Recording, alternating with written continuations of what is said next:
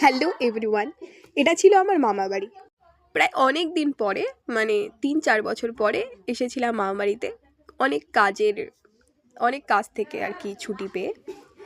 যদিও মামা বাড়িতে এতদিন পরে এসে সবার সাথে মিট হয়ে খুব এনজয় করছিলাম আমরা।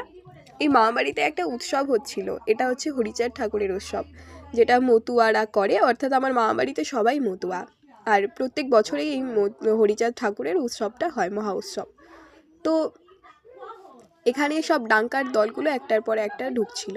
আর ডাঙ্কার দলগুলো এত সুন্দর ছিল না। আর এই দলটা ছিল আমাদের বাড়ি থেকে আনা, অর্থাৎ আমার মা বাবা এনেছিল কালনা থেকে। তো কালনা থেকে এই দলটা এনেছিল, সবাই খুব সুন্দরভাবে এখানে ডাঙ্কা কাশ বাজাচ্ছিল। তো এরকম সবাই শুয়ে শুয়ে কেউ আরও অনেক রকমের ভাবেই ডাঙ্কা বাজানো হচ্ছিল।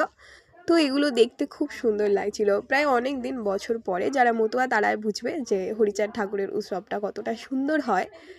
দেন এগুলো দেখার জন্য সেই ছোটোবেলা থেকে বসে থাকতাম কবে মামা বাড়িতে আসবো। তো এখন বড় হয়ে গেছি, কাজেরও অনেক চাপ থাকে, যার জন্য আসা হয় না। তো অনেক কাজের চাপ থেকে আজকে এসেছিলাম এখানে। এখানে সবাই কত সুন্দর নাচানাচি ডাঙ্কা বাজাচ্ছিল। এখানে আমার ছোট ছোট ভাইগুলোও ছিল।